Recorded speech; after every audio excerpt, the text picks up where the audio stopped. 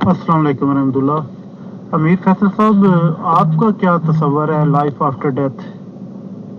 कुछ मुझे बताएं। क्या आप कोई इस बारे में कोई नजरिया रखते हैं या नहीं?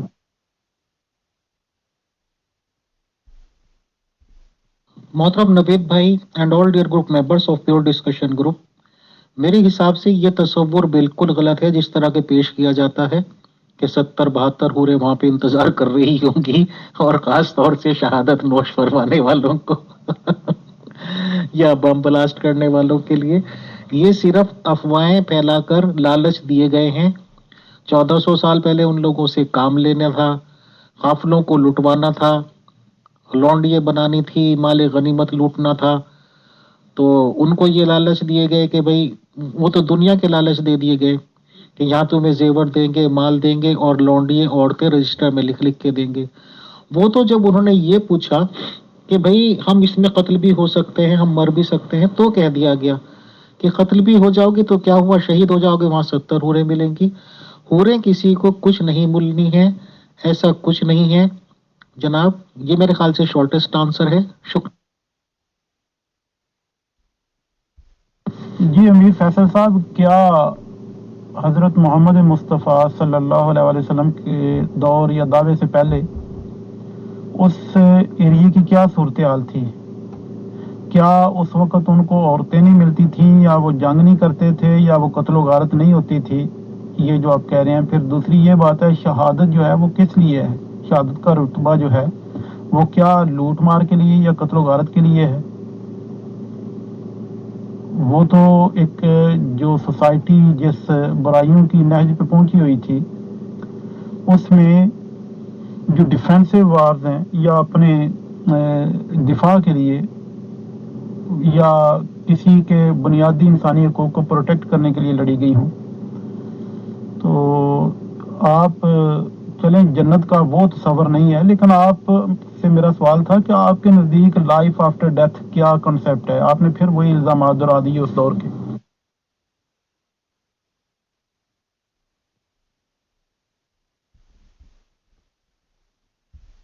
नवीद बड़ाई साहब, देखिए बहुत सारे लोग इंडिया से भी बाहर से भी कांटेक्ट में रहते हैं और तमाम अपनी अपनी बातें बताते हैं।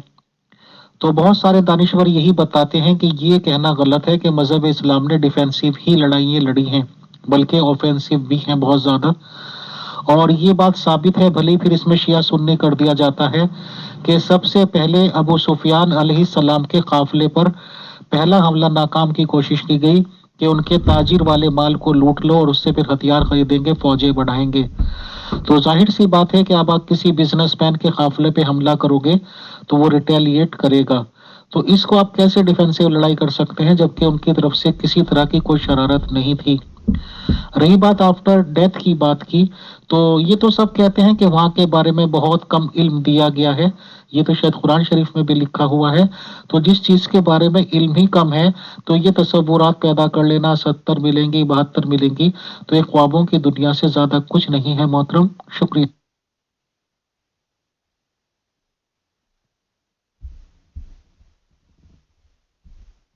जी अमीर फैसल साहब, एक तो तारीख है, और तारीख जो है वो आपको हर किस्म की मिलेगी, मुखालफिन की तरफ से भी और बाज़ कह लें जो मानने वाले होते हैं उनकी तरफ से भी। मैं तो पिछले जो 50 साल, 60 साल, 80 साल की तारीख को बड़ा बड़ा क्लोजली देखा है, और उस वक्त तो आप देख रहे हैं रवायात किस तरह आगे गई।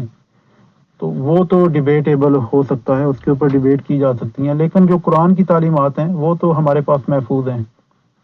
तो उनके ऊपर जो है वो बड़ी थॉरोली गुफ्तगू मैंने सुनी है मुख्तलिफ लोगों से। तो इस तरह की इस्लामी तालीमात नहीं है। दूसरा, लाइफ आफ्टर डेथ वो 72 या इस तरह का नाम भी हो, लेकिन आप क्या यकीन रखते हैं कि ज़िंदगी के बाद, इस लाइफ के बाद उसका रिवार्ड मिलेगा आपको? आपके जो आमाल होंगे उसके ऊपर लाइफ आफ्टर डेथ, यानी कि आपकी रूह जो है वो नहीं मरेगी, आपका जिस्म मरेगा। क्या आपका तस्वर है इस बारे में?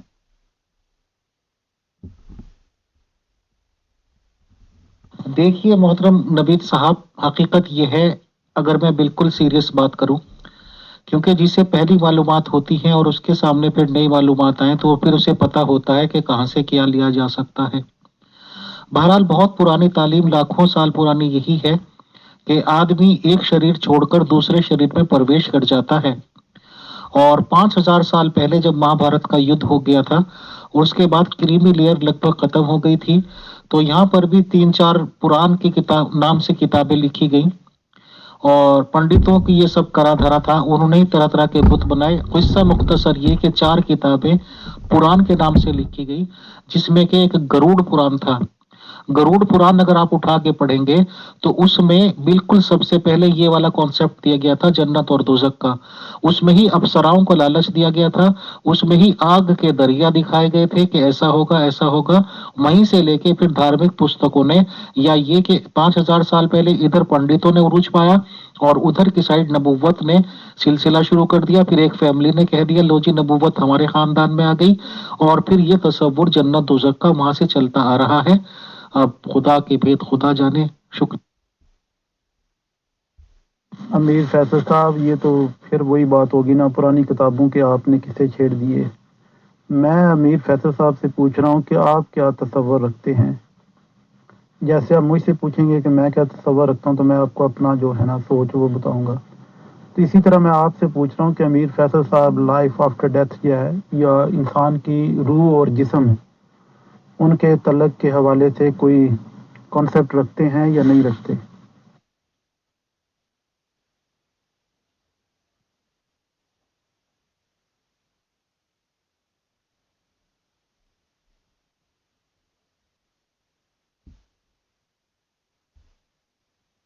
محترم نوید صاحب، دیکھیے بالکل سچ اور حق بات یہ ہے، کیونکہ ایسے معاملات میں جس طرح آپ سیریس گفتگو کر رہے ہیں، سیریس کرنی چاہیے، کہ پرانی باتیں جو علم میں ہیں اور مذہب اسلام کے شروع میں اپنانے میں جو باتیں لائی گئی تھی وہ بالکل الگ تھی، بٹ اب جتنی تحقیقات ہو رہی ہیں، اور احمدیز بھی کہتے ہیں کہ حوروں کا کوئی تصور نہیں، یا کل ملا کے یہ کہہ لیجئے کہ جتنی بھی اسٹڈی کا دائرہ بڑھتا جا رہا ہے، تو اس حساب سے تو ابھی بالکل دل اور دماغ کنفیوز ہو گیا ہے، اور مزید تحقیقات کی ضرورت ہے کہ آفٹر ڈیتھ ہونا کیا ہے، کیا ملنا ہے، کیا نہیں ملنا۔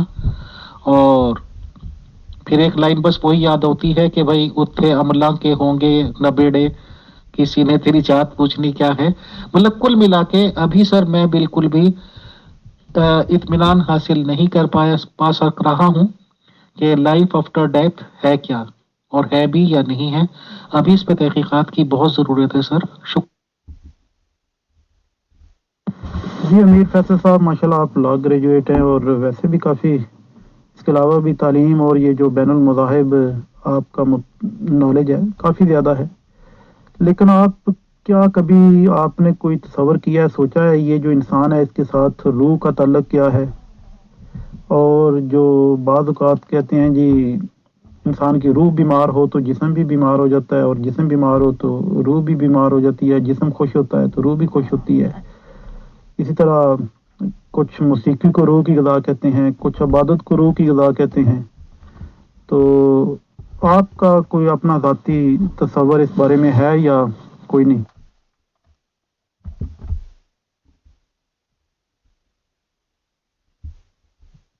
محترم نوید صاحب، جہاں تک میں سمجھ پاتا ہوں اپنے تصورات یا اپنی کامن سینس سے، تو جو روح ہے وہ جسم کے بنا بیکار ہے، اور جسم بھی روح کے بنا بیکار ہے۔ یہ دونوں تبھی ایکٹیو پاسبل ہیں جب دونوں ایک دوسرے کے ساتھ ہوں، یعنی کہ اگر شریر اور جسم کو روح چھوڑ کر چلی جاتی ہے تو پھر وہ ایکٹ کیسے کرے گی؟ ایکٹ کرنے کے لیے ایک جسم کی ضرورت ہے، اب وہ جسم کسی بھی چیز کا ملے، اور اگر اسے جسم ہی نہیں مل رہا ہے تو پھر میرے خیال سے اس کے پاس کرنے کو رہ کیا جاتا ہے۔ I think it is the shortest answer of your question sir. شکریہ۔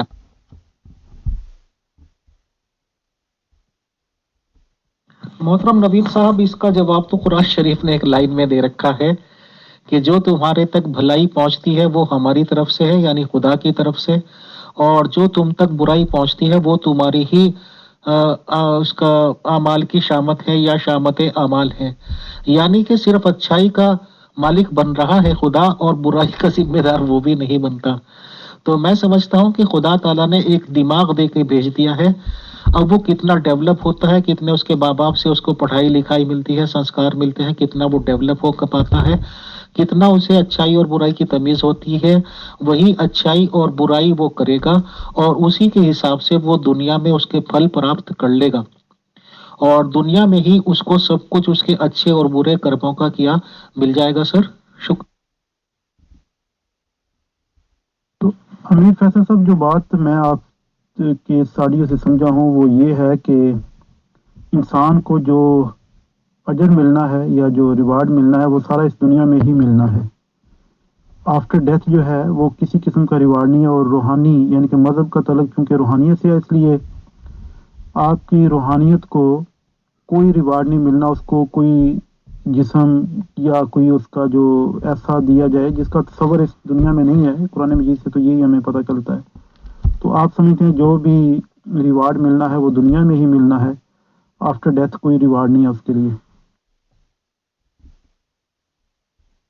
محترم نوید بھائی، اصل میں یہ کافی واسٹ ڈسکشن ہو جائے گی اور اس پہ پھر کافی ٹائم چاہیے گا۔ اصل میں روح کو میں نے کہا ہے کہ جسم کے بنا روح بیکار ہے، اور یہ جو ہے کہ آفٹر ڈیتھ ملنا ہے، بٹ اس باڈی کو تو پتہ ہی کچھ نہیں چلنا ہے کہ کیا ہونا ہے کیا نہیں ہونا، اور یہ جو پرانے تصورات ہیں، پرانی باتوں کا بتایا جاتا ہے کہ روح کسی نہ کسی جسم میں پرویش کر جاتی ہے، اور یہ جو آپ کہہ رہے ہیں کہ عمل دخل کیا کیا چیزیں ہیں، عملوں کا جزا اور سزا کے بیس پہ ہی اگلا جسم اس کو ملتا ہے روح کو، اور مجھے یہ کانسیپٹ پہ میرا اب یقین اور زیادہ پختہ ہوتا جا رہا ہے اتنی زیادہ اسٹڈیز کرنے کے بعد۔ فار ایگزامپل، ایک آدمی شروع سے ہی بچپن سے یا پیدائش سے نابینا پیدا ہو گیا، کوڑی پیدا ہو گیا، یا غلط معذور پیدا ہو گیا، لنگڑا لولا بہرا کانا اندھا بہرا، تو ظاہر سی بات ہے کہ اس نے پچھلے اس میں ایک جنم میں بہت غلط کام کیے ہوں گے، اس کی سزا اسے اس والے جنم میں بھگتنی ہوتی ہے۔ میں سمجھتا ہوں کہ یہ کانسیپٹ آپ سمجھ گئے ہوں گے محترم۔ شکریہ۔ جی امیر فیصل صاحب، یہ آپ کے جو آبائی مذہب تھا، یہ ہندوازم یا سناتن دھرم، اس میں تو یہ سنا ہے 7 جنم تک ہے، تو کیا روح جو ہے وہ 7 جنم تک کی ہے یا وہ چلتی رہتی ہے، وہ روح بار بار مختلف اجسام میں چلتی رہتی ہے؟ یہ کیا ان کا عقیدہ تھا؟